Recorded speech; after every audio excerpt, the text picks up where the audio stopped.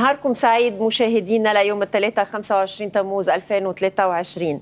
بعد قليل يزور وفد من شركة توتال مرفأ بيروت مستطلعا استعدادا لوصول سفينة الحفر التي يفترض أن تبدأ قريبا أعمال الحفر في البلوك رقم 9 على أمل أن تكون لهذه الأعمال نتائج يتطلع إليها اللبنانيون على مستوى الثروة النفطية والغازية، ثروة يفترض أن تشكل بعائداتها طبعا في السنوات المقبلة الرافعة للاقتصاد وموردا للنهوض بالبلد وبأوضاع أبنائه.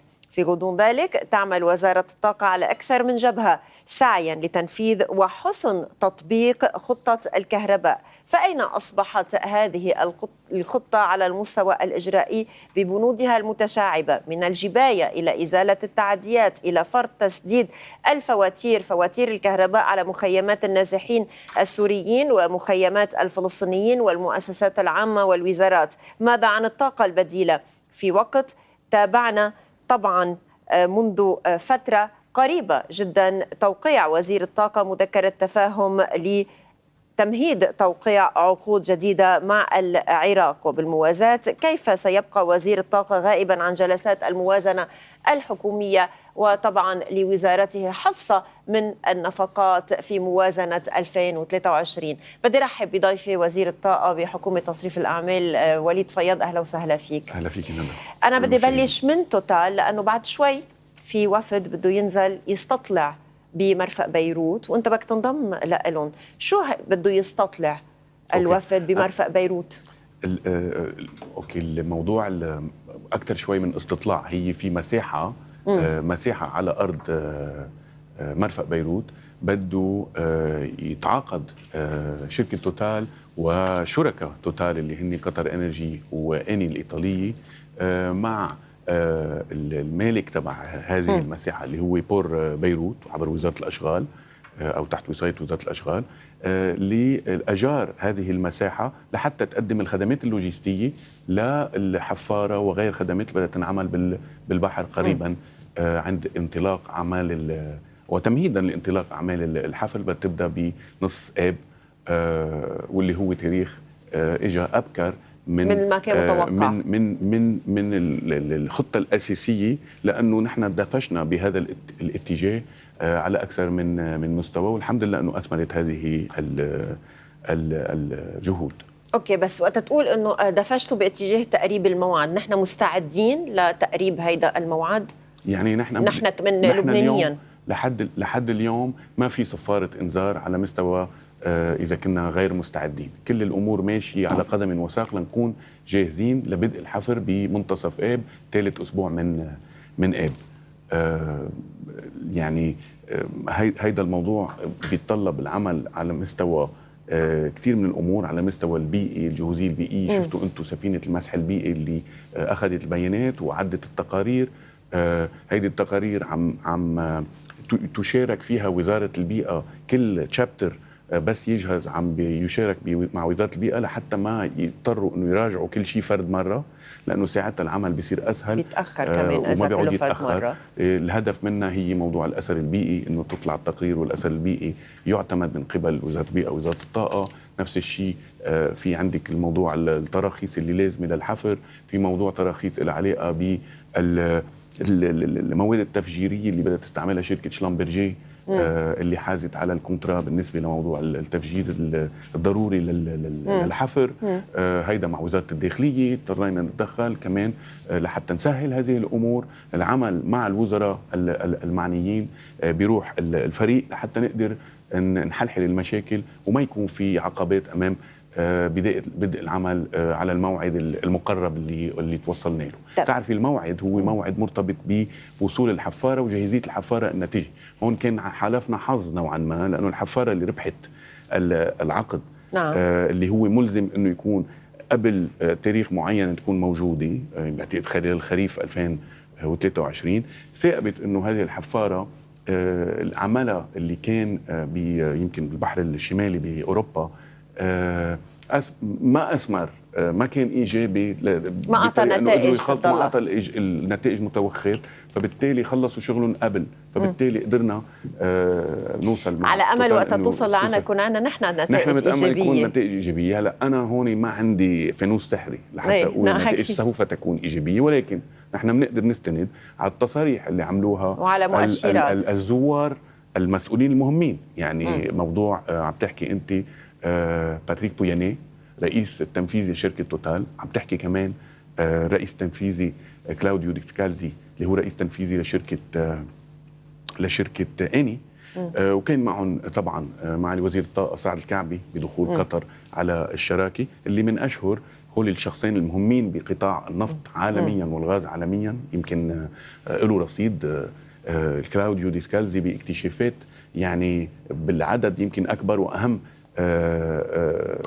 ابار البترول، نعم. عفوا يعني الريزرفوار اللي اكتشفت ان كان بمصر او غير اماكن بالحوض البحر الابيض المتوسط كمان. له رصيد بهذا المجال. هو قال انه كثير ايجابي فكره، يعني هو متامل خيرا بهذا الموضوع، هو متوقع شيء ايجابي عكس ما صار سابقا بالبلوك رقم 4. يعني ذا جوري از اوت على موضوع البلوك 4. في مكان الحفر اللي حصل وعلى العمق اللي وصلوا له ما لقيوا، حسب قولهم ما لقيوا، حسب التقارير اللي رفعت، انه ما لقيوا كميات تجاريه. مش معناتها انه البلوك رقم 4 مفقود منه الامل، ما في سبب، لانه بعلم الحفر في عدد من المعايير لازم كلها تكون ايجابيه لحتى يكون في اكتشاف، وكثير مرتبطه بالمكان اللي بتحفري فيه وبالعمق اللي بتحفري فيه. ممكن يكون في عوده له، ممكن يكون في عوده له طبعا. يعني وقت يبلش العمل من بلوك لاخر، يعني طبعا بالاستثمار بموضوع الحفر ابار الغاز خاصه اوف شور اللي هي غاليه. يعني اليوم البيت تبعنا رح يكلف $100 مليون حسب تقارير شركه توتال. القرار بالنسبه للحفر هو قرار فيه له العلاقه بالمردود على الاستثمار وبالمخاطر تبع انه الاستثمار ما يكون مجدي. ففي سلم للاولويات. اليوم الاولويات عند الكونسورسيوم هي الحفر بالجنوب بالبلوك رقم 9، يمكن لانه قربه من الاماكن اللي اثبتت انها غنية إن فيها أو واعدة من غاز تجارية. نعم. يعني هيدا بيزيد من الاحتمال في هذا المكان بالذات. ما بيمنع أنه البلوك رقم 4 نحن متمسكين فيه، ونحن عم نفاوض مع الشركة لحتى تلتزم فيه بالمستقبل، وكمان نحن ملتزمين كمان بالباقي الثمان. هيدا اللي بدي اسالك اياه معاليك، يعني باقي البلوكات ياتي دورها من بعد ما تبلش توتال انرجيز بالبلوك رقم 9. ايه يعني نحن من ناحيه بتعرفي اذا صار في اكتشاف صار في اهتمام على كل البلوكات وليس فقط على البلوك رقم 9، لانه صارت اقرب للواقع انه نحن في عندنا هيدي الثروه، انه في مكامن تجاريه، فبالتالي بتزيد اهتمام العالم اجمع على هذا الموضوع.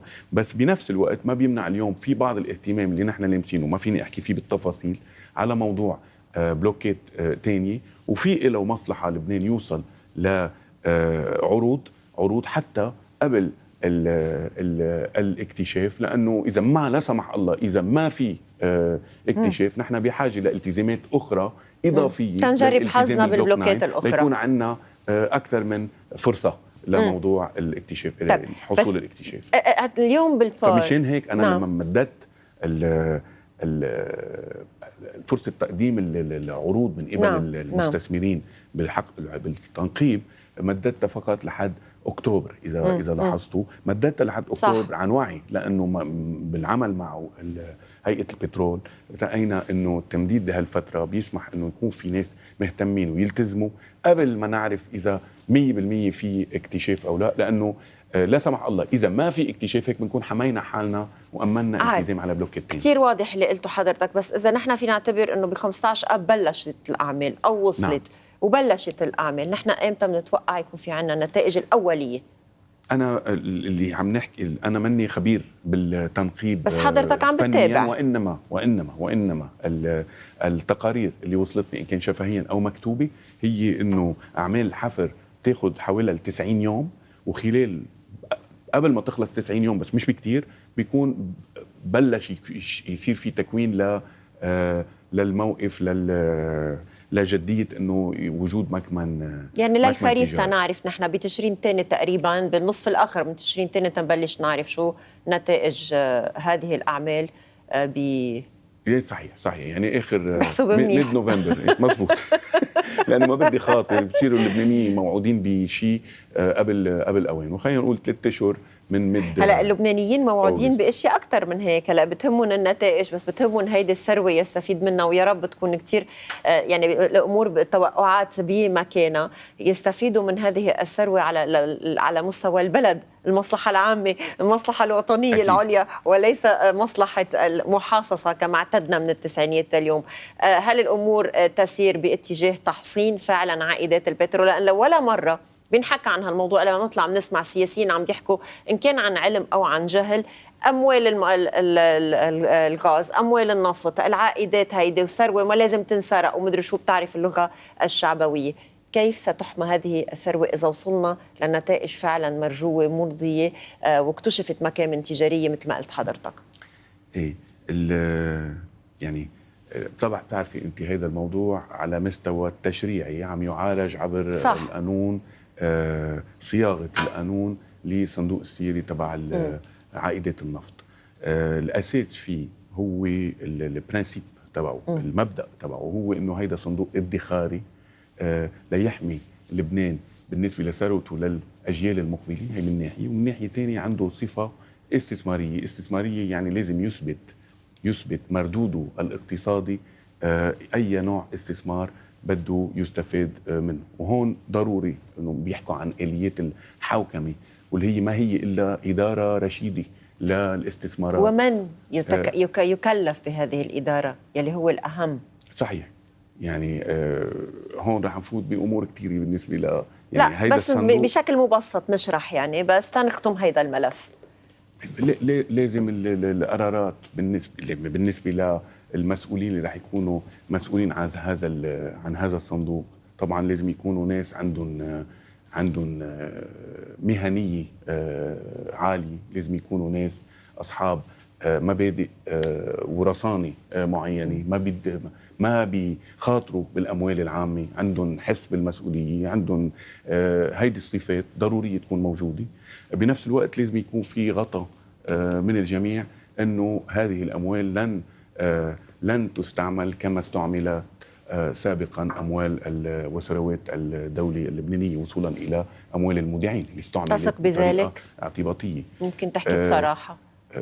لحد اليوم لا، بس لحد اليوم في كثير في ناس عم بتناضل لحتى طريقه اداره شؤون الدوله وشؤون الناس تصير على اسس مختلفه بالمستقبل. وجودي انا اليوم معك هو جزء من هذه المعركه، هذا النضال، لانه انا بعتقد بكل تواضع انه بنحاول نشيل المصلحه الشخصيه كليا بالتعاطي، ونفكر دائما بشو هي المصلحه العامه الحقيقيه للشعب اللبناني، بعيدا كمان عن الخصامات والنكد. في لك شغله معليك، وقتها يكون في احاديث بتتطرق يعني بالصالونات السياسيه او الاجتماعيه لموضوع النفط، هذا السؤال ما قبل الاخير بموضوع النفط، في كتير ناس بتحكي ويمكن تتفاجأ تقول نحن إذا بدنا نحكي عن صندوق سيادة، وأنا قصدت أسألك عن هالموضوع لأنه كتير عم بسمعها صرت أكثر من مرة، نحن بمين بدنا نوثق تيدير هالصندوق؟ يمكن بدنا رعاية خارجية تتحميلنا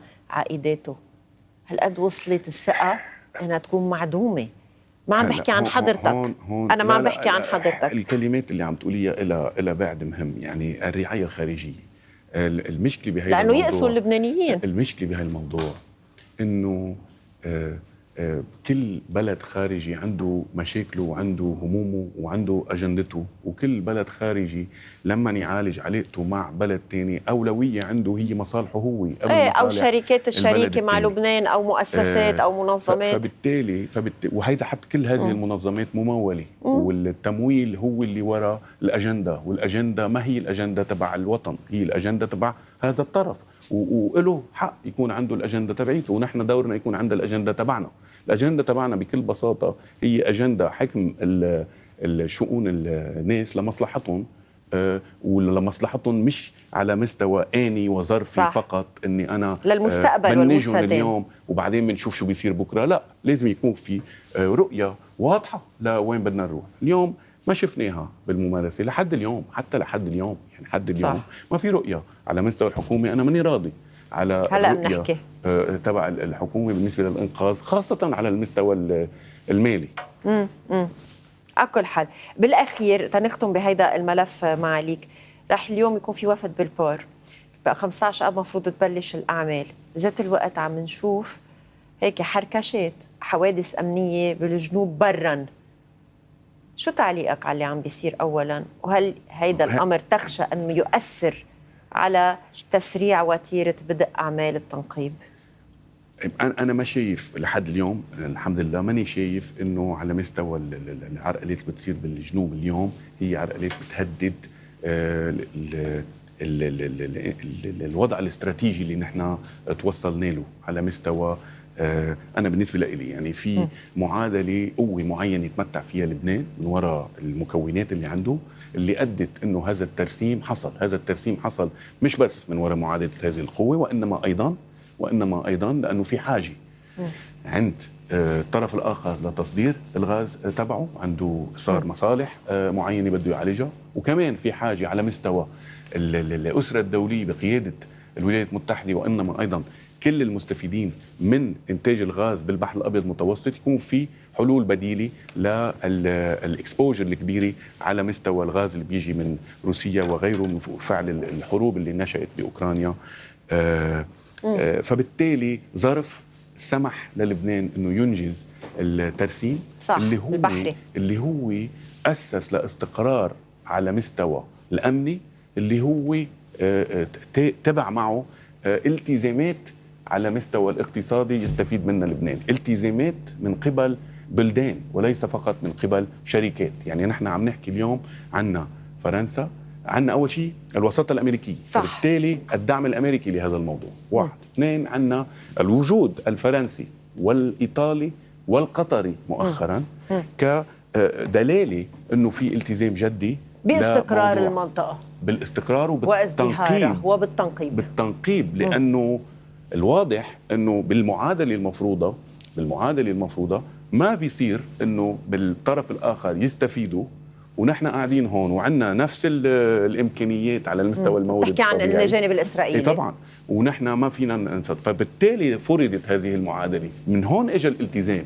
الغربي والدولي انه نحن بدنا ننقب، ومش بس بدنا ننقب، الحمد لله نحن كمان بدنا نلتزم. نحن عم نقول الجانب الشركاء اللي عندنا استراتيجيين اللي هن التزموا كمان بال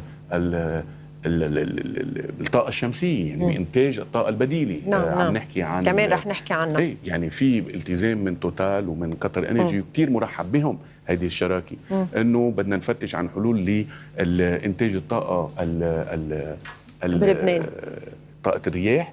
وعم بيحكوا يعني العالم تعرف انه عم يتفاوضوا على موضوع الحصول بدنا نفصلها بعد البريك، بس خلينا نختم بموضوع الاستقرار الجنوبي بالويند يعني بالطاقة الرياح تبع عكار، وايضا على مستوى انتاج الطاقة الشمسية. اوكي، فاذا بالنهاية يعني ما في مصلحة انه نحن نخرب الوضع بالجنوب. موضوع التنقيب والاستثمار الدولي بقطاع النفط بلبنان هو موضوع على السكه الصحيحه، وله الاسس تبعيته لحتى يضلوا مستدام. هلا لحد اليوم ما في اي مؤشر لشيء مختلف. طيب نحن ومبلشين رح يصلنا يمكن 25 دقيقه مع حضرتك. عندي كثير اسئله وصلتني هلا على التليفون، هيك عم شوفها سريعا من الناس. موضوع الكهرباء الشغل الشاغل، بدي اخذ اول بريك ناخذ البلوك الثاني كله لموضوع الكهرباء، نسألك على كل تفاصيله وتشعباته انطلاقا من الخطة وصولا للطاقة البديلة، ونطرح هواجس الناس. حتى في ناس عرفوا امبارح انه عنا حلقة مع حضرتك اليوم، من امبارح بالليل عم يبعثوا أسئلة. بريك ومنتابع.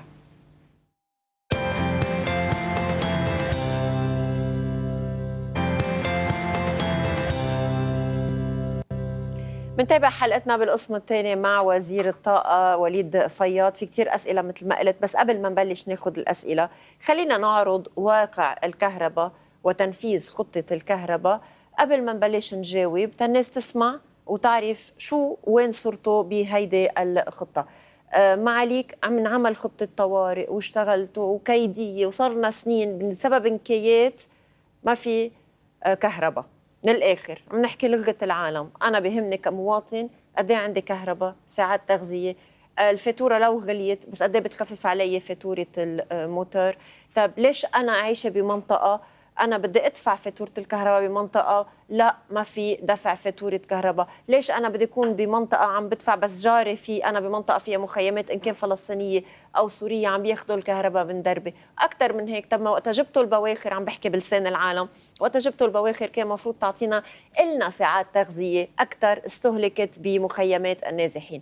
هيدا لسان حال العالم ولا يزال، خاصة إنه هلأ العالم عم بتأنن إن كان بالموتور والكهرباء بالاي سي وعم تقبل الشوب تما تدفع فاتورة كبيرة. وين صرتوا بتنفيذ الخطة، بالجباية، بإزالة التعديات، بفرض إنه الكل يكونوا كل العالم لبنانيين وغير لبنانيين، مسؤولين وغير مسؤولين تحت سقف القانون؟ لكن خطة الكهرباء هي خطة بتحط الأسس الصحيحة لحتى تقدر لبنان يكون عنده كهرباء بأقل تكلفة ممكنة وبأكبر عدد ساعات تغذية ممكنة، مع الهدف الطبيعي انه واحد يوصل لاستمرارية التغذية لل 24 ساعة بالاخير. ولكن العناصر اللي هي بترتكز عليها الخطة هي كثيرة، وكل وحدة منها هي معركة بحد ذاتها تبين لنا بعدين بالسياسة. بدي يمكن فوت فيهم وحدة ورا الثانية. العناصر الرئيسية هي انه اول شيء انه على مستوى الورقة والقلم تكون الكهرباء اللي بدنا نعطيها للبنانيين مستدامة. يعني على الورقة والقلم الريفينيو تبعها، الإيرادات بتغطي الكلفة. هون بيوصل الكلام عن التعريفي، بيطلع الواحد شو أرخص كهرباء ممكن يكون. بيطلع عندك أنت إنه إذا جبنا الغاز من مصر والكهرباء من الأردن والباقي عملنا فيه فيول من المعامل الموجودة، وإذا زدنا فوقهم الطاقة الشمسية مع بعضه هول كله بيقدر يخلينا نعمل أرخص كهرباء ممكن. عملنا الأرقام بخطة الأساسية طلع معنا إنه بنقدر تحت 20 سنت مثلا 18 سنت بعتقد بنغطي كل كلفة الكهرباء حسب الخطة الأولى. ولكن ما مشي موضوع غاز المصري والكهرباء الأردنية. نحن نفتش على أبواب أخرى لحتى نقدر نزيد التغذية. الهدف طبعا الأساسي هو زيادة التغذية وبعدين تقليص الكلفة. هذا اللي شفناك عم تعملوا بالعراق، اللي شفتوني عم بعمله بالجزائر وبالعراق وبسوريا وبمصر وبالأردن. كل هول البلاد أنا زرتها عدة مرات بنفس البوصلة بدنا نزيد التغذية على اللبنانيين بأقل كلفة ممكنة، ومطرح ما يكون في باب مسكر نروح على باب تاني لحتى نفتحه. بيسكروا لنا باب نفوت من الشباك. كان الهدف دائما نفس الشيء اللي هو زيادة التغذية بأقل كلفة ممكنة، مع العلم إنه موضوع غاز مصر الكهرباء الأردنية بنعرف إنه هي بتعطينا بتساهم إيجابا وبتقلل عنا الكلفة واستراتيجيا مفيدة. فقدنا الأمل. ما فقدنا الأمل منها، ما بنفقد الأمل، بل بالعكس لازم نضل عم نحاول. فينا عم فكر مع معالي الوزير الأردني أنا إنه هل فينا نشتري الكهرباء من الأردن نوعا ما. نحن اليوم عندنا تعريفي بتغطي الكلفة، فينا نشتري الكهرباء من الأردن ندفع حقها، مش عايزين بالضرورة القرض من البنك الدولي. فينا نجرب نروح بهذا الاتجاه، بس بدنا الدعم الاجنبي. خاصه الولايات المتحده بموضوع العقوبات. اوكي بس في موضوع العقوبات خلينا هلا بنحكي موضوع، بس صرتوا قادرين تشتروا ماليا الكهرباء من الأردن؟ أنا ابتديت بسياق معين بالأول. قلت لك الخطة بتعلي التعريفي لحتى يكون في استمرارية على الورقة والقلم. بس الورقة والقلم ما بيكفوا لحالهم. صح. ليه؟ لأنه مش كوني فكانت. يعني أنا مش اليوم بدفع مصاري ودغري بجيب الفيول ودغري بعطي الكهرباء ودغري بلم المصريات. في فرق بالوقت بين دفع المصاري لشرية الفيول وغيره والمشغلين والجباية المصاري من الكهرباء. هالفرق الوقت هيدا بيتطلب تمويل. هيدا التمويل منه أفون بيردو، لأنه على الورقة والقلم نحن هيدا التمويل رح يبقى قيمته بالمؤسسة. هيدا اللي بنسميه نحن رأس مال تشغيلي. هيدا اللي طلبنا نحن انه ليكون في 10 ساعات تغذيه 8 ل 10 ساعات بدنا 600 مليون دولار وركينج كابيتال، راس مال مش هدر ل10 ساعات، راس مال تشغيلي اللي هو 5 اشهر التمويل اللي لازم، الفرق بين انتاج الكهرباء من مال دفع المصاري والجبايه من مال تاني. 5 اشهر ضرب 120 بيطلع 600 مليون دولار. عقد بساطك مدي جريك قالنا حاكم مصرف لبنان انه ما بيقدر يعمل 600 مليون دولار، عنده اولويات اخرى غير الكهرباء. اوكي، هي كانت واضحه، قال عنده اولويات اخرى غير الكهرباء، من ضمنه الامن الاجتماعي، من ضمنه انا ما عندي اياه سلم الاولويات. وين عم تروح المصاري من المصرف المركزي؟ حابب اعرف بس ما بعرف. كلنا حابين نعرف. على نفس بس بنفس الوقت قال انه نحن في 300 مليون دولار، اذا بتتذكر الرقم السحري طلع 300 مليون دولار. هي مش من عندي، هي من عند حاكم مصرف لبنان بالتعاون مع وزاره الماليه، وعلى اساس صار الراس مال التشغيلي 300 يعني 60 بالشهر. 60 بالشهر يعني 4 ساعات ل5 ساعات وليس 10 ساعات بالمعدل العام. على المستوى المالي حطوا لنا سقف، البساط صار حجمه هالقد، ما عاد فينا نعطي 10 ساعات كهرباء. يعرفوا الناس انه موضوع الراس مال التشغيلي هو محوري بطريقنا راس مال التشغيلي. تنقول للناس يعني قديش في قدرا تقدر تنتج ينتج لبنان كهرباء يعطي ويكون حتى يعني مدفوع حقها، ويكون ياخذ حقها بهالثلاث 4 ساعات. يبيننا المصاري صح، يعني ما في عجز، لان العالم تفهم حضرتك، يعني تفهم بشكل مبسط، مش نحن عم نجي نركب عجز زياده ولا دين اكزاكت لانه غطى، بس بيجي المصاري بتيجي بعدين. صح، يعني انا عم بوضح كلامك اكثر حيلا شركه بالعالم بحاجه لراس مال التشغيلي. هلا أوكي. اذا بتصغري السيكل تبع الجبايه، يعني بدل ما يكون 5 اشهر بيصير 4 اشهر، وهيدي بدها تعاون الجميع في هذا الاطار. اوكي، بيصغر، بيصيروا بدل ما يكون ضرب 5 ل5 اشهر، بيصير المبلغ المالي اللي عايزتيه بالشهر ضرب 4 اذا صاروا 4 اشهر. فبتصغري راس مال، وهيدا بنشتغل عليه، بس ما بيصير كوني فكانت كمان بده تعاون كثير ناس لنصغر السيكل تبع راس مال التشغيلي. المهم وصلنا لحلول، يعني 300 مليون احسن من بلاش. نعم. فعم نشتغل من خلالها لجبنا الفيول، ورحنا على العراق لحتى نقدر نعمل كونترا بخلال مذكره التفاهم المضينيه. وهون اهميه الموضوع، اول شيء زياده كميه الفيول الاسود اللي هو الهاي سلفر فيول اويل لل 50% زياده، وايضا كرود اويل كونتراكت اللي هو العراق عنده كثير كرود اويل، نعمل معه عقد تجاري، ونحن بنبادل الكرود اويل بالغاز اويل والفيول اويل اللي عايزينه. ولكن الحلو بالموضوع انه العراق بدنا نعمل معه ديفيرد بيمنت سكيم، يعني بندفع للعراق مؤجل. فجزء من الوركينج كابيتال صار العراق عم بيساعدنا فيه، بس طبعا نحن بدنا نثبت للعراق انه بنقدر ندفع حق هيدي. وهون بنوصل لثالث هيردل او ثالث عقبه اللي هي طيب حلينا انه على الورقه والقلم مغطيين حالنا، على مستوى التمويل بالمبدا عندنا التمويل اللي عايزينه كان 300 مليون اللي هو 60 بالشهر. على مستوى الارض الواقع تعال ننفذها، هيدي مصاري عم بتفوت لكهرباء لبنان بدنا نحولها من الليره للدولار. اوكي، هيدي ما عم تمشي، كانت صار لها اكثر من كم شهر.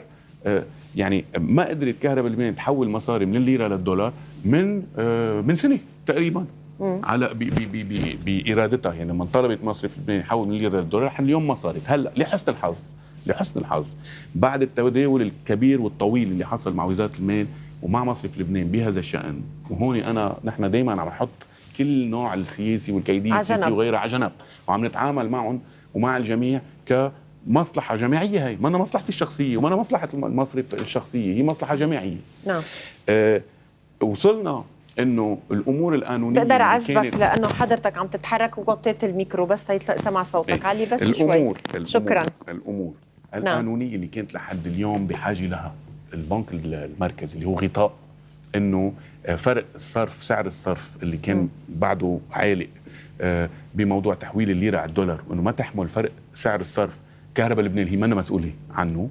انه يكون في آلية فرق سعر الصرف تتحمله الدوله، ولو كان الهدف بالممارسه انه بيتعدل سعر الصرف للكهرباء لتعوض اي خساره او بينزل لحتى تنقص الربح لحتى هيدا السعر الصرف ما يأثر بالمعادله. انحلت هاي القصه على اساس اليوم اجاني مسجات امبارح تطمينيه من حاكم المصرف، وايضا من تكلمت مع مدير العمليات القطع، وايضا مع مدير الاداره القانونيه، يعني عم بحكي مع الكل.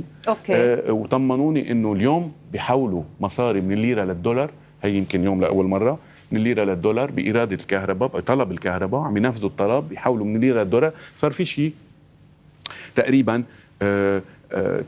35 مليون او 40 مليون دولار مجمعين بالليره اللبنانيه لحساب كهرباء لبنان على اساس سعر الصرف اللي اتفقوا معه بين كهرباء لبنان هدول لمصلحه لمؤسسه كهرباء لبنان. هو فايتين هو فايتين من الجبايه، بس يتحولوا بيصير هو فايتين من الجبايه، هو فايتين من الجبايه. طب هو فايتين بالجبايه بظرف سنه؟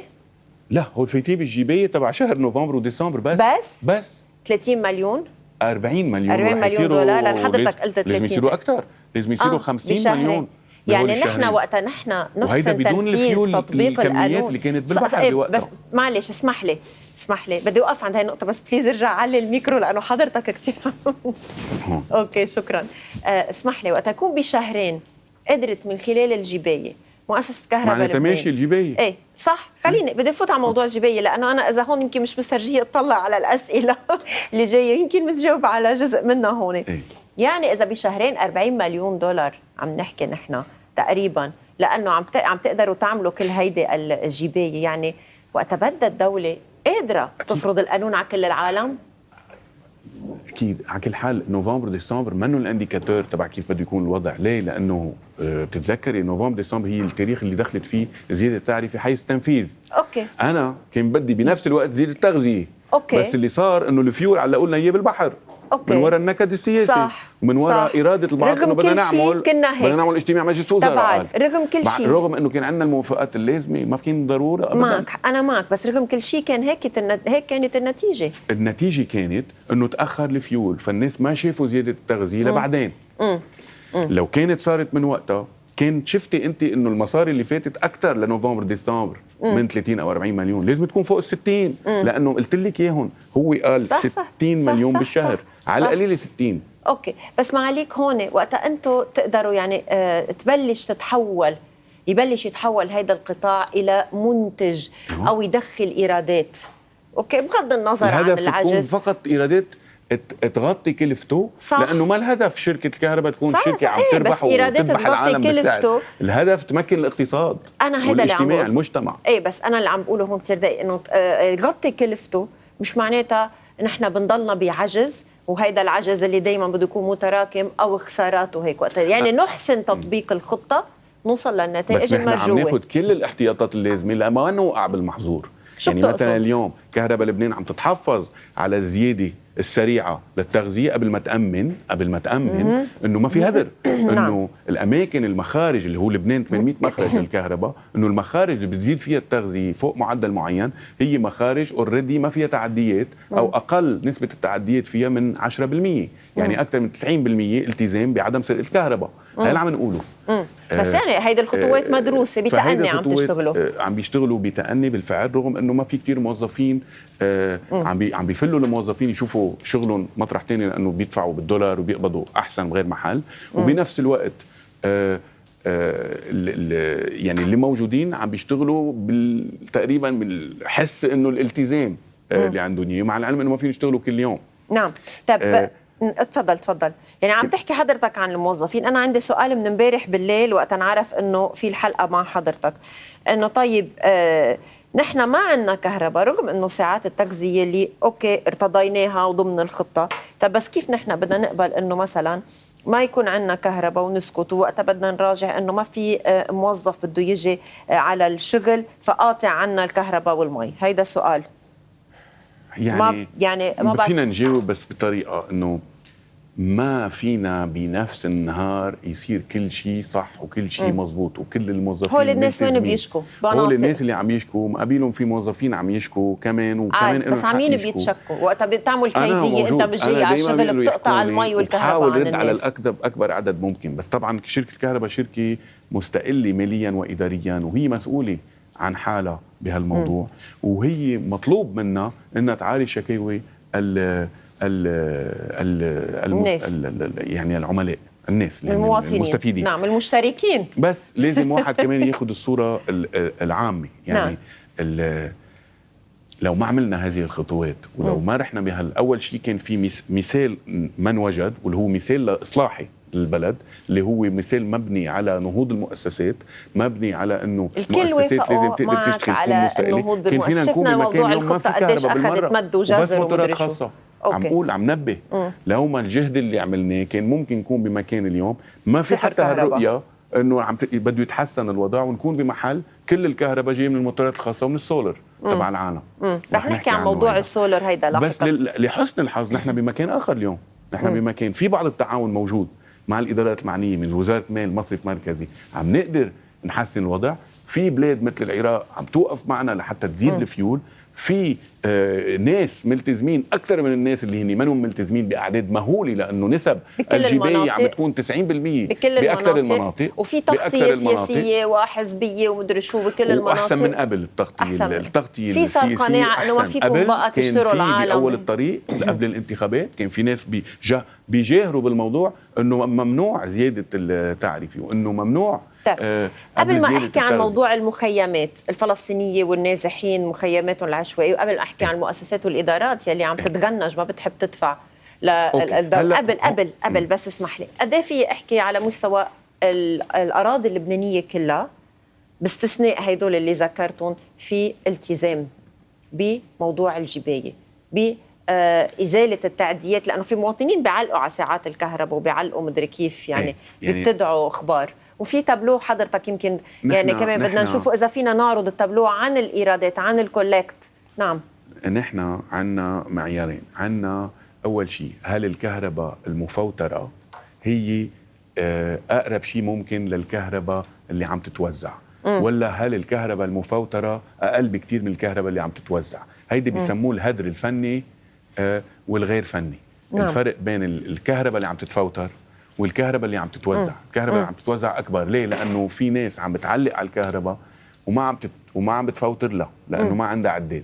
وفي كمان هدر فني بالشبكة من وراء تهالك الشبكة. هول مع بعضهم نحن بخطة الكهرباء اعتبرنا نقطة الانطلاق حوالي 40%، مستندين على داتا قديمة انه كنا بال40%، اللي نتج على ارض الواقع ظاهر نحن بمكان احسن من ال40%. يعني الهدر منه هالقد كبير، منه لمستوى ال40%. الناس لانه بدهم يهربوا من قصه الموتورات واسعارها الغاليه. اكيد في جزء منه انه شافوا انه بهالشغل هيدا ما عم بيكون في كهرباء بالمره. يعني ما شافوا انه نتيجه هذا الموضوع هو السواد، عم يدفعوا كل شيء، هو العتمه. هيدا شو التابلو معلك؟ وثاني شيء هو المفوتر، هل هو عم يشبه؟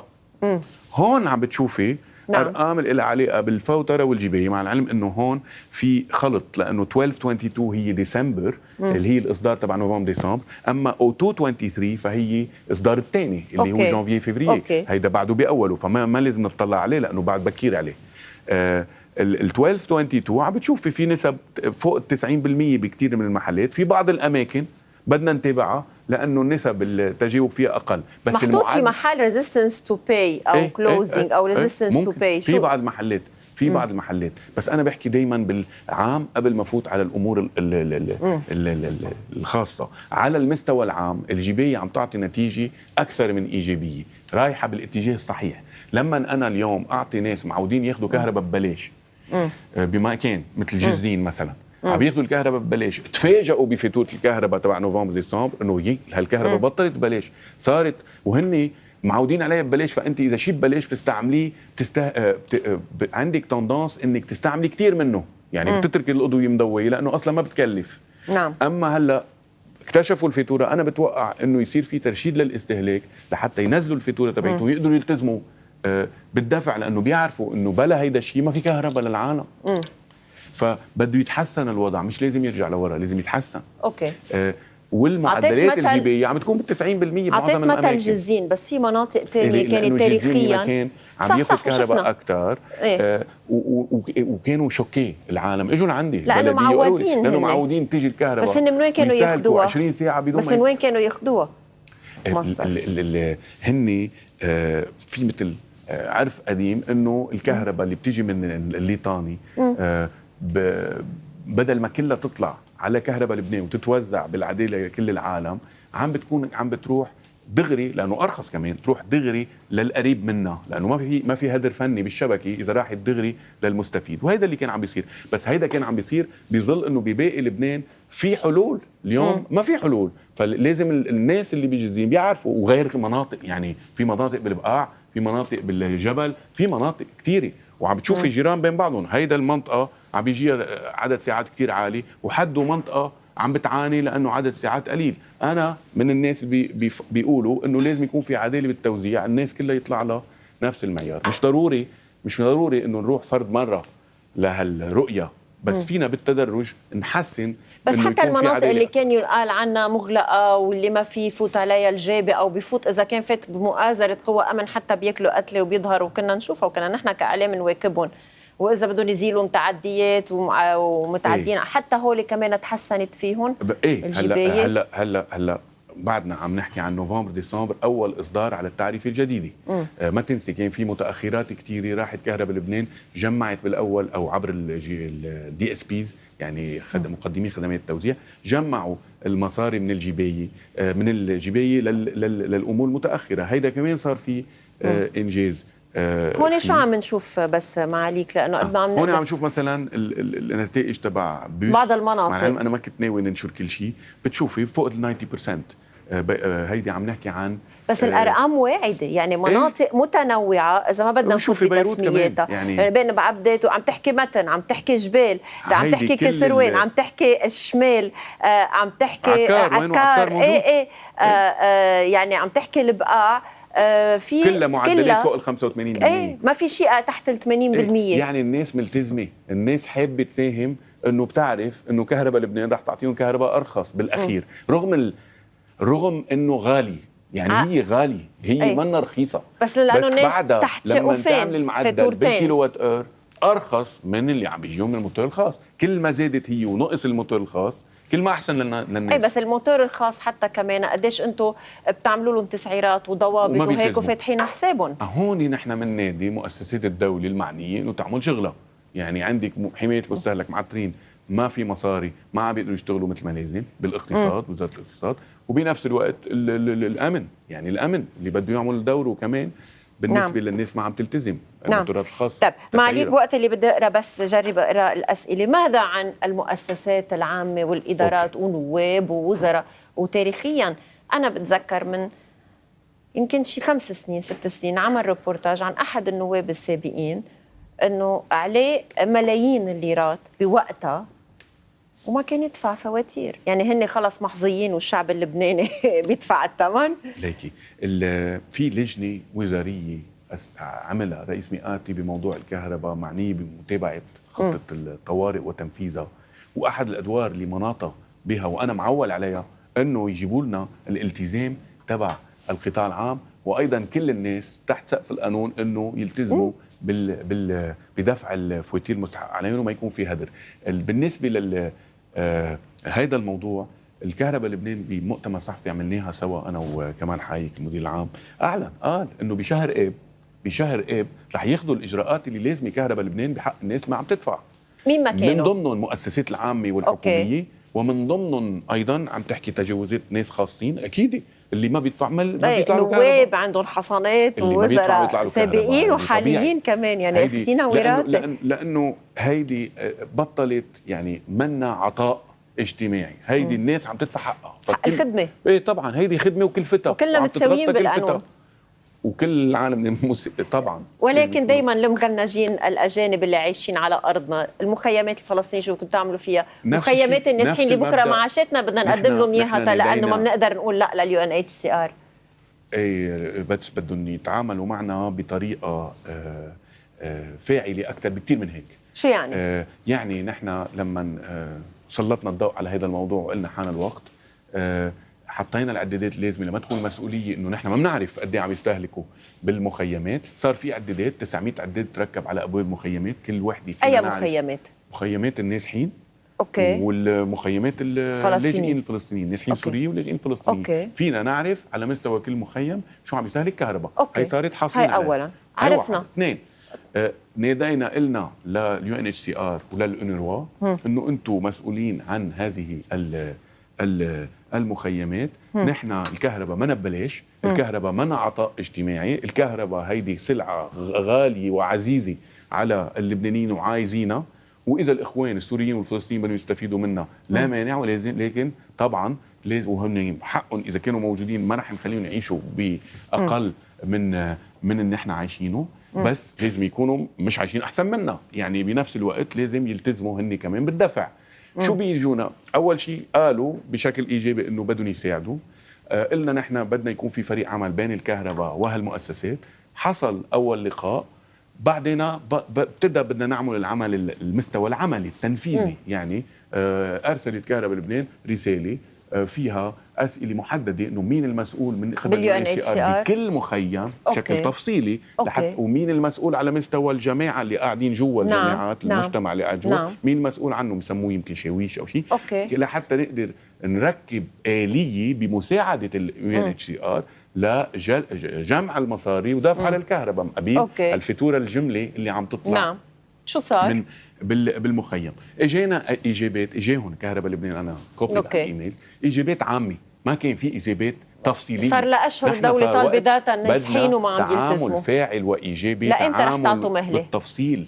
لا خلال شهر اب اذا المخيم ما اجت المصاري منه بآلية ما بده يوقف رح تقطعوا لهم الكهرباء عنهم. كم مخيم نازحين حاصيه مؤسسه كهرباء لبنان؟ أنا عم أقول لك في 900 متر، معناتها لازم يكون 900 لأنه في مخيمات كتير عشوائية، والمخيمات العشوائية أكثر من يلي معروف يلي هول بيلقطوا معظم الاستهلاك. خلينا نبلش فيهم. في 900 عداد، فرجونا، بدنا نشتغل سوا. ومدينا اليد وعم نحاول، عم تحاول كهرباء لبنان بس واضح إذا UNHCR معاليك بدها تتجاوب يحوي موضوع النازحين بأعدادهم، والداتا لهلا ما عم تعطيها للدولة، وطلعوا قرار بالبرلمان الأوروبي بدهم يبقوهم بلبنان وعلى حساب يعني الشعب اللبناني. فمتأملين كتير، ننطر يعني نحن عنا جمعة تنعرف إذا في إجراءات ستتخذ أم لا. أوكي ما هيك؟ بدي ميز بين شغلتين، بمستوى الملف النازحين كملف سياسي كبير ومستوى ملف النازحين على مستوى وزنهم على موضوع بس أنا عم بستشهد بشيء كبير ما عم بيلتزموا. فكيف بالكهرباء؟ نفس التمييز اللي بدي شرت له قبل شوي، قلت في التزام شفتوه على مستوى الأسرة الدولية بالتنقيب على البترول. مع العلم أنه نحن بدنا التزامات أخرى بنهوض لبنان كله، مساعدة أكبر من هيك وعم نحصل عليها.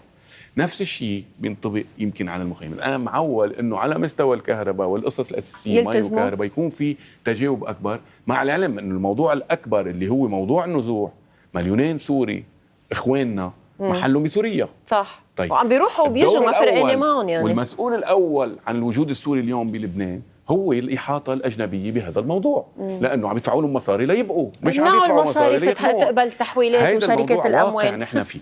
هيدا الموضوع لازم لحتى يتعالج يكون فيه.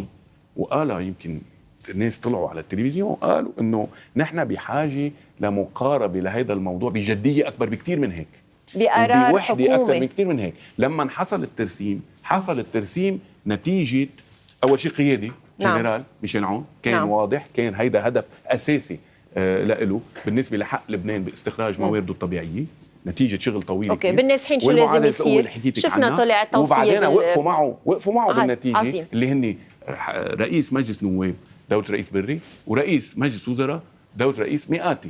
ولما صار هيدا الشيء تم. اليوم شو لازم يصير؟ اليوم نفس الشيء لازم يصير. شفنا في لجنه وزاريه بس كل وزير عم يشتغل لحاله، وشفنا البرلمان طلع توصيه، وكل الكتل النيابيه لازم يكون موقف كتير واضح تجاه اللي حصل بس موقف او اجراءات. العفو، بس موقف او اجراءات. اول شيء الموقف لازم يكون واضح للجميع، لازم يكون جلي للكل. انه ما في بلبنان رايين بهذا الموضوع. في اولويه واضحه رجوع النازحين لسوريا. بعدين ثاني نقطه هي الالتزام الدولي بهذا الموضوع. منه موجود، ما بدهم يخلوهم بلبنان. ما في رجوع اذا ما في التمويل اللي لازم لهذا الرجوع من عبر التمويل البنى التحتيه اللازمه بسوريا العزيزه. بس بدنا ننطر انه تحترت بنينا التحتيه واستهلكت واستنزفت وانقضى عليها. ما في الا المصاري بدها تحكي. ضروري انه يكون في تمويل لهذا الرجوع. مش تمويل للحضور هون، تمويل للرجوع، مش تمويل للبقاء. خلينا وهيدا يمكن يكون عبر مساعده الخليج، بس بدنا المدخل له هو الدعم الدولي كمان. وبدنا قرار لبنان، لانه شفنا تركيا شو عم تعمل والاردن، ما احنا مش هالقد حيطنا واطنه كبلد تما نقدر ناخذ قرار بوجه المنظمات الدوليه. هلا اذا طلع مع تركيا بالتعاون مع الاخوان بسوريا وبايران وبهالدول المعنيه بالملفات، طلع آلية معينه اجت عليها الدعم الدولي، الارجح نستفيد منها نحن. مهم يكون يا عندنا ريت احنا القرار. فينا نكون ناخذ مبادره. بده حدا يسأل ليش رئيس الحكومة متردد بالذهاب إلى الإجراءات العملية مش المواقف. حدا لازم يسأله، حدا لازم يحس، لأنه في مصير بلد. بالنهاية خليني أختم، بدي أخذ بريك، بعد عنا ربع ساعة بعد البريك بناء على طلب حضرتك بموضوع النازحين وبموضوع مخيمات اللاجئين الفلسطينيين. إذا بآب ما في التزام بدفع الفواتير مثل أي حدا ساكن على الأراضي اللبنانية راح تنقطع عنهم الكهرباء. صحيح بهيدي العبارة. ايه بس هلا نحن ليش بدك تاخذيها نيجاتيف؟ فينا ياخذها بوزيتيف لمصلحتنا. انا ما بيهمني امرهم. ردوا بالايميل اللي هو بس اليو ان اتش سي ار اخذوا البلد وجابوه ما عم بيعطوا الداتا. انه لا الجماعه عم يدفعوا كهرباء. عم يدفعوا؟ هن قالوا هيك. وين عم بفوتوا؟ عم تقبضهم مؤسسه كهرباء؟ نو عم يدفعوا يمكن للمولدات الخاصه. اوكي، فاذا يدفعوا للدوله. في موضوع انه صاحب الارض بيجمع المصريين، ما هن اكيد صاروا اغنى من اللبنانيين. الاليات موجوده مع القطاع الخاص، بدنا نشوف كيف بدهم يساعدونا اطباء مع كهرباء لبنان. في عندي سؤال وسؤال مطول. في صوت من القاع لحضرتك يعني بموضوع يعني نعم. عم يقبضوا ولا مش عم يقبضوا؟ عم يقبضوا مساعدات بالفرنش اكيد. اللي بيقبض بيقدر كمان يدفع، عم يقبضوا ويعيشوا، بيقدر يقتطع من اللي عم بيقدر بكل بساطه يقتطع من اللي عم يقبض منه من قبل الجهه اللي عم تمنحه مقابل الكهرباء. ما عليك هن عم يقبضوا مساعدات بالفريش، ومثل ما قال محافظ بعلبك الهرمي المره انه يعني اللي عم يقبضون اكثر من معاش مدير عام او محافظ. بذات الوقت كل شيء الباقي مقدم لهم ببلاش، الاكل، الصحه، التربيه، النقليات، التدفئه. يعني معلش يعني اللبناني كلهم هو ما عنده اياهم، فاذا يدفعوا للدوله لبقائهم بدل ما تستثمر المصاري للاسف صرنا سنين عم نستهلك لاستفاده سوريا من البنى التحتيه تبعها. عم نستهلك مواقف بس ما عم نعمل اجراءات. بدي اسال في سؤال من رئيس بلديه القاع الاستاذ بشير مطر بخصوص وضع المزارعين. لك الوزير اللي عم تنشف ابارهم الارتوازيه نتيجه التشليق والهزات الارضيه السابقه والجفاف. هل فينا نسمح لهم بصوره استثنائيه بعزيله ليقدروا يسقوا مواسمهم حتى لو خارج القانون، لانه عم بيتعذبوا كثير وعم بيتحايلوا على القانون ويعملوا وسايط يعزلوا ابارهم، خاصه بظل عدم فرز الارض بسهل القاع وبظل الاتفاقيه اللبنانيه السوريه لتوزيع مياه العاصي اللي ما عم تطبق الا لجهه منع الحفر والعزيل في حين بغير مناطق الحفر شغال، واكيد من التعدي على الاملاك العامه والخاصه وحفر ابار جديده، وكمان تسهيل حفر الابار للبلديه اللي عم تنفذ مشاريع تنمويه مموله من جهات مانحه، وعدم السماحه والتاخير بالحفر عم بيخسرنا هالمشاريع. شو ردك على كل هالصرخه؟ في صديقي النايب عن القاع اجا وزارنا، نسيت هلا اسمه مش عم يحضر، وحكيني عن هيدا الموضوع. نعم. واتفقنا انه نشتغل سوا على آلية مثل خط سريع الخدمه اذا بتحبي من قبل الموارد المائيه عنا حتى يسهلوا امور المزارعين بالقاع. هن كان المفروض يستفيدوا من موضوع السد اللي كان لازم يركب على موضوع النهر العاصي بالتعاون مع الإخوة بسوريا، ولكن اللي صار خلال الحرب اللي شنتها إسرائيل وقتها بال 2006 علينا أنه دمرت بداية أعمال اللي كانت صايرة بهذا الموضوع، وقف المشروع فانقذوا. بس حاليا شو بيعملوا؟ مشاريع القاع متعديين لهم على أراضيهم، والسوريين قاعدين فيها وتعديات من قرى مجاورة وهن لا. الآبار اللي عندهم كرمال يقدروا يطلعوا. بيتواصل معك رئيس البلدية؟ بيتواصلوا معك من القاع؟ اوريدي عم اقول لك موضوع. بس ذكريني مين نائب القاع؟ التوم. نعم يمكن سامر التوم. ايه عم نشتغل على هذا الموضوع مع يعني اتصلت حتى بالامن لانه في المحافظ مسؤول عن جزء من هذه الآلية. حسن عم بيسأل حضرتك من بلدة آنا، بلدة آنا يلي بنحبها كلنا. نازحين السوريين كلهم عم بيرتكبوا بالنسبه له السرقات بموضوع الكهرباء، وما حدا عم يعني كلهم يعني ما حدا عم بيتعاطى معهم مثل ما عم بيتعاطوا مع اللبنانيين، وانه صار في اتصالات كثير مع شركه الكهرباء، وكل يوم في وعود انه بكره وبعد بكره بنجي بنكشف وبنضبط هيدي التعديات. قلنا شهرين بنحكي معهم، اذا ممكن ما عليك عم بيطلب منك تحكي معهم، لانه كيف اللبناني عم بيتعامل تحت سقف القانون والسوريين عم بياخذوا الكهرباء وما حدا عم بيحاسبهم. باي منطقه؟ انا قانا. اوكي لا رح اتابع هذا الموضوع، بس بحب استفيد من المناسبه لذكر انه الاخوان السوريين هن اخواننا، يعني نحن ما بدنا نخلق حاله شعبيه ضدهم على المستوى الشخصي والعلاقات معهم. هي الحاله العامه هي اللي نحن رافضينها، الحاله العامه اللي هي نحن رافضينها.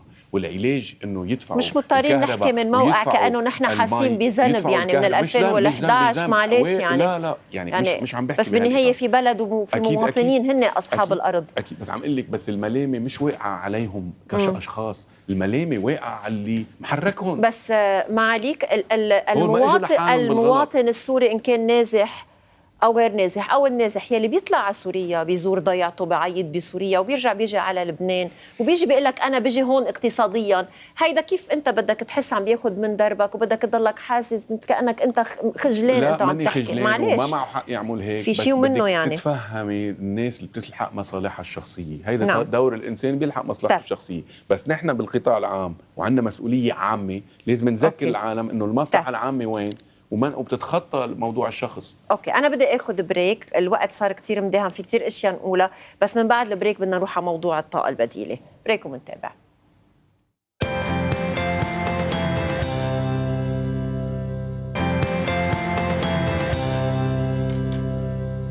منتابع حلقتنا بالقسم الأخير مع وزير الطاقة. في كتير أسئلة لحضرتك، عم نحكي كنا عن ساعات التغذية. الناس بدها تعرف أنه نحن وين كنا وصلنا يمكن لفترة نوصل لصفر تغذية، هلأ تحسنت بس الطموح إذا تحسنت الجباية كما تريدون يعني. أوكي ندى، الهدف هو زيادة التغذية لأقصى السعة الإنتاجية اللي عندها إياها كهرباء لبنان. اليوم السعة الإنتاجية المفيدة أو اللي هي كلفتها مقبولة لكهرباء لبنان هن 1200 ميجا اللي هن 4 معامل، الذوق والجية الجداد اللي هن ريسيبروكيتنج انجن ودير عمار والزهراني، هم مع بعضهم 1200 ميجا وات مع الليطاني تقريبا بصيروا شي 1200 ميجا وات. هول بيقدروا يعطوا تقريبا 10 ساعات تغذية.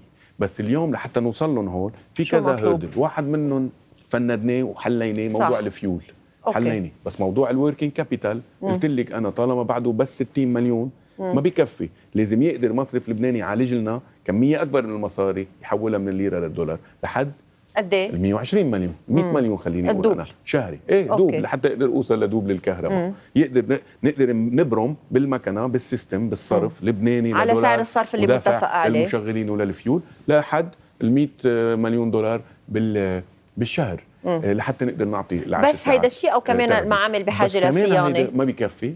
عم لك كذا شغله ما بيكفي كمان ما بيكفي. ليه؟ لانه بدي معامل الانتاج كلها لازم تخلص الصيانه تبعيتها. في اوفر هول مطلوب بالدير عمار زهراني، ابتدى جزء منه كملوه بالشمال، بالجنوب ما خلص بدهم يعملوه، خلال فتره الخريف بدهم يعملوه.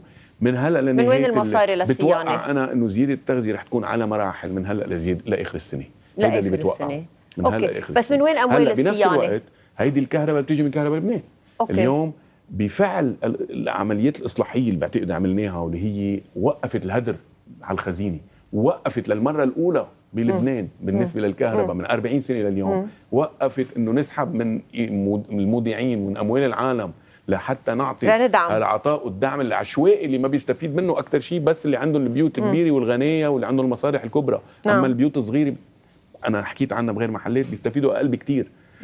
فبالتالي لما وقفنا هيدا الهدر ان كان للمحروقات وايضا لسعر الكهرباء نزلت الاستهلاك، وفجاه كمان برز انه الطاقه الشمسيه واضح ساعتها انه الطاقه الشمسيه ارخص بكثير. طيب رح نحكي عن موضوع هلا الطاقه الشمسيه لان نستفيد من ال10 دقائق، بس الصيانه اموال الصيانه من وين؟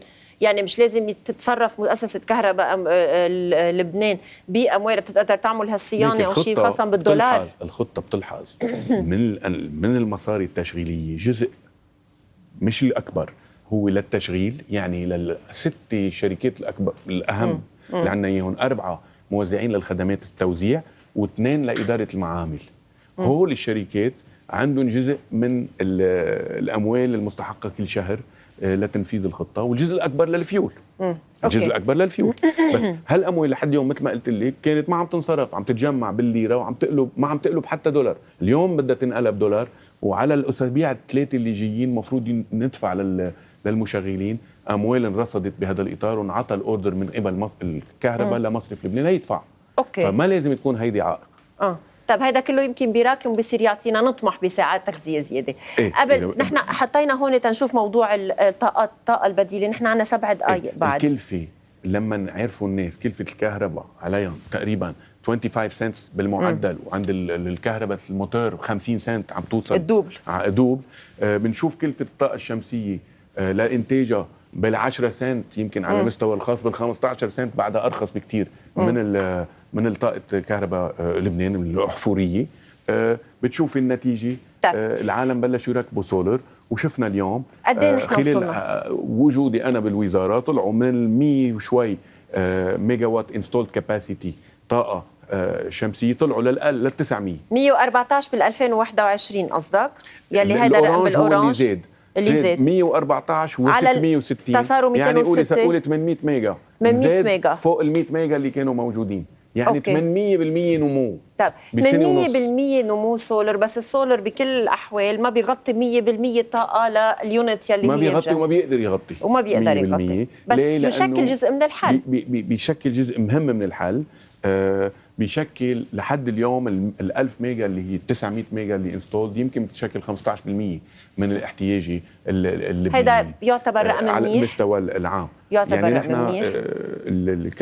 الكهرباء خطه الكهرباء بتلحظ انه نوصل لل 30% من الطاقه البديله. لبنان قد ايه بحاجه للكهرباء؟ لبنان كان بحاجه ل 3000 ميجا تقريبا. 3000 اوكي. 3500 كان بحاجه بايام الاقتصاد كان 60 مليار. الاقتصاد الجي دي بي. اليوم على الاقتصاد الجديد اللي هو اقتصاد اصغر قد ايه؟ وبكلفه الكهرباء العاليه متوقع انه الحاجه الكهرباء تكون اقل. هلا اقل على القد قديش تقريبا ما رح اقدر اقول لك رقم، بس بعتقد في شيء 30% اقل بالحاجه. يعني ب 2500 ميجا لازم نكون بنسكر حاجتنا. بس هيدا ال 15% من الطاقه البديله، يعني الطاقه الشمسيه، لانه السولر عم نحكي مش عم نحكي المركب كسولر ولو 900 او 1000 ميجا ما بيعادل الطاقه الكونفنسيونيل، لانه هيدي الماكسيموم هو 1000. نعم. بس بالليل ما في، فبالتالي المعدل تبع ال1000 بيعطيكي تقريبا 300 او 400 بوجود البطاريه. بس يعني مشجعه هذه السياسه اللي وحتى الطاقه الهوائيه وكلها ومستمره وتخفف على كاهل المستهلك. كمان انه مثل ما قلت لك شركاء الاجانب بالبترول مهتمين يستثمروا بنطاق اوسع للطاقه الشمسيه. كيف؟ بس بدقيقه في كذا طريقه. واحده من الطرق هي شراء الرخص الموجوده اوريدي ممنوحه عبر مناقصات. حصلت بالماضي. ناس عندهم رخص ما عندهم تمويل. تيجي الشركه بتقترح تشتري الرخصه في لها آلية بدنا نشوف عبر الحكومه عبر مجلس النواب انه تنتقل الملكيه اذا كان الطرف الاخر عنده الرصيد اللازم الفني والمالي انه يقوم فيه هذا الواجب. بحاله توتال وقطر انرجي ما بعتقد رح يكون في مشكله على مستوى الويند. يعني اليوم عندنا 260 ميجا وات، 3 معامل طاقه رياح مرصودين وعندهم لايسنس بعكار موجودين. فبالتالي اذا في مستثمر عنده مصاري بيقدر يعملهم. وعندنا باور بيرتشيز اجريمنت موجود وممضي. هيدا بيخفف كمان على كاهل، يعني انتاج الكهرباء بلبنان، وكمان تخفيف كله بيساهم لزياده التغذيه وترخيص الكهرباء وكمان التغذيه تقليص الكلفه. اوكي. طب انا لانه بعد عندنا 5 دقائق ونفس الشيء كان بدي اقول بالسولر اهتمام موجود ورح يترجم. اوكي. في عندي 4 دقائق. اهالي عند اتوعكار عم بيشتكوا من انقطاع دائم الكهرباء وتغذيه لساعتين كل 48 ساعه. اذا كان الحكي عن اخر 3-4 ايام حصل مشاكل على مستوى، صار بلاك اوت وصار مشاكل بالتوزيع. خلينا نقول انه لازم نرجع للنظام اللي حوالي ال4 ساعات بالنهار بالايام المقبله. رح يصير في تصليحات ورح ترجع الكهرباء المفروض هيك.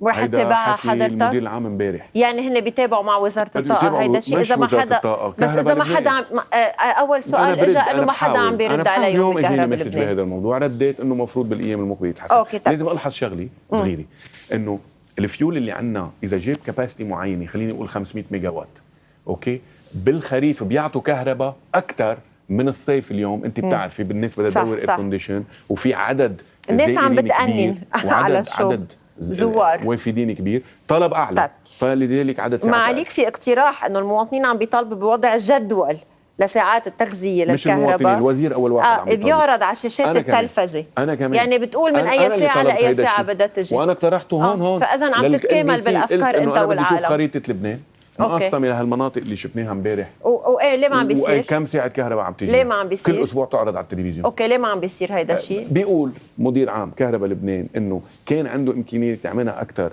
لما كان الكنترول سنتر قبل تفجير المرفأ موجود. اليوم ما في كنترول سنتر، كل شيء مانيوال يدوي عم بيصير. وللاسف ما عندنا جهات داعمه تدعم بمحلات معينه، ما بنشوفها بده الامكانيات وبدك المكننه للمكننه والامكانيات البشريه. في ناس عم تفل، انا بعرف في واحد مسؤول كان بهذا الموضوع بطل موجود كهرباء. سؤال اخير، لازم بس مش معناتها انه لازم هيدي اولويه. هيدي انا ما اليوم من هون عم بقول كمان جهات مانحه تدعم كهرباء لبنان. بتمنى عليكم انه نصدر جداول واضحه للكهرباء، برنامج التوزيع بالمناطق المختلفه، خلينا العالم تعرف وين الكهرباء عم تروح. اوكي طيب، واخر سؤال، تراجع للتغذيه الكهربائيه بكسروان وفتوح كسروان من 9 ساعات الى 3 ساعات، شو السبب؟ في 9 ساعات بالمعدل ما مفروض. هلا في شيء انه الزياده التغذيه كنا حاكيين عنها بالمخارج ومناطق المخارج الكهرباء اللي هي نزعت فيها التعديات وكانت تحت 10%، صار الهدر السرقه التعدي. بتزيد التغذيه ل6 ساعات. طلعت فيها كهرباء لبنان بيان اعلامي. كسروان بعد منا مشموله بهيدا الاطار. ما عندي جواب، ما في جواب. طب عندي اخر 3 اسئله وعندنا انجا دقيقتين. نقلتوا موظفين مديريه النفط والمنشآت لمبنى الوزاره، ليش؟ لنوفر. كيف يعني؟ يعني اليوم قديش هن كان بموقعهم، قد كان يكلف؟ وزاره الطاقه كما في باقي وزارات كان في عدد كبير من الناس يشتغلوا بمشاريع كبرى وكثيره. اليوم الامكانيات لتنفيذ هذه المشاريع معدومه. فبالتالي عدد الناس اللي كانوا موجودين، كان استشاريي او ان كان الملاك، كله عم يتناقص مش عم بيزيد. فانا ارتقيت عم شوف الوزاره بتساع فينا نحط الناس فيها. شلنا قلنا المنشآت عليها اجارات بمكاتب خاصه مستأجرة، بلاهم رديتوا ولا أصحابها؟ جبتهم كلهم، بس أخذت معي سنة ونص شغل. أوكي، رديتوا ولا أصحابها وما في بقى تدفعوا أجارات لها. اسمه ريزيستنس تو تشينج، مقاومة التغيير، لأنه كل واحد معود على طريقة معينة. أنا قلت لهم لا، بدنا نعيش مع بعض. مثل المنظومة صار لها 40 سنة. بصيروا المديريات وصعوبة إنه كثير للولدنة توصل الأمور. الحمد لله مشيت على تنشيل المنظومة قد إيه بدنا. وبعد ما كنت خلصت هذا الشغل ابتدت لجنه وزاريه برئاسه الرئيس دوله الرئيس الشامي بهيدا الموضوع. كنت انا خلصت قد ايه وفرت اجارات؟ يعني الاجار على الورقه والقلم كان يمكن فوق ال 150,000 200,000 دولار بالسنه. هالقد وفرت عقبال ما يعملوا مثلك كان لازم يوفروا سنه قبل، بس مش الحال. اكيد بس ليت ذان نيفر. بس 30 سنه كيف كثير طلع ناس بالاعلام تعايرني على اشياء تكتيكيه بهالتغيير اللي صار، انه في ناس حاكمه وزاره الطاقه وعم بيستعين ناس من العائله وحكي بلا طعمه، بدل ما يركزوا على البيج بيكتشر اللي انا دائما بقولها، ركزوا على الرؤيه الكبرى. سؤال اخير معالي على الدوله. سؤال اخير معالي، كمان نحكي معك عن خطه التعافي وخطه الانقاذ. بالنهايه انت وزير بهيدي الحكومه. قلت لك التوفير. في شيء ثاني مهم بالموضوع، الاداره خلص الوقت السريعه مع العالم لما يكونوا قراب اهين. اكيد التعاطي المباشر.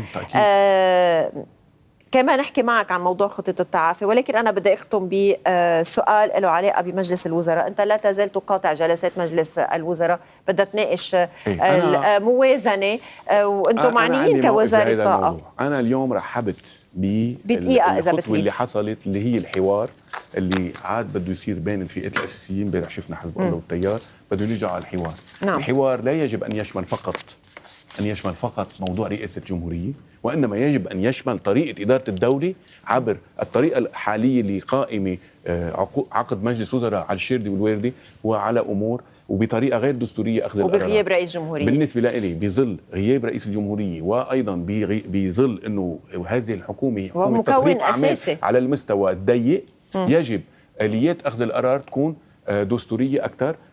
مثل ما قلنا في طرق أخرى، في الإجماع هو سيد الموقف بهالمرحلة بالذات، لأنه هذه الحكومة لا تحاسب، لأنه ما عندها الثقة من مجلس النواب، فبالتالي مجلس النواب ما بيقدر يحاسبها. فبالتالي لازم على القليل يكون في إجماع بالقرارات بدها تعملها. وبعدين البنود اللي تبحث هي بنود هي لازم عن جد تكون طارئة. مهم تكون طارئة، بس الإجماع هل متوفر بمقاطعتكم؟ الموازنة هي قانون بده يطلع مجلس النواب بكل الأحوال. بس كيف بده يكون في اجماع اذا في وزراء مقاطعين؟ الاستراتيجيه الماليه هي شغله بنقدر نبحثها مع رئيس الحكومه كوزراء، مش ضروري مش كمجلس قرار مجلس وزراء نبحثها. لخطه ماليه على معينه. من تقرأ الموازنه مزاميرك. بالنسبه لي هي عمل ميكانيكي مش مهم بالنسبه للعمل الاساسي، شو هي الاستراتيجيه الماليه. وبالتالي طالما هيك المقاربه انت رح تضل مقاطع لانه ما في اجماع ولانه ما في اداره صحيحه. انا معول انه مثل ما صار حوار على موضوع رئاسه الحكومه، رئيس الجمهوريه لازم يصير حوار على طريقه اداره شؤون الدوله بهذا المرحله. ان شاء الله خير. انا بدي اشكرك وليد فياض على حضورك اليوم. يعني كان بعد في كتير اشياء نحكيها، ومثل ما قلت لك امبارح الحلقه ما بتكفت، بس اقله غطينا الاشياء اللي بتهم الناس بشكل اساسي، وحضرتك شفت انه موضوع الكهرباء كتير بهم الناس. شكرا لحضورك على امل حلقه ثانيه. شكرا لكم مشاهدينا، بلاقيكم اذا الله راد بكره بحلقه جديده. الى اللقاء.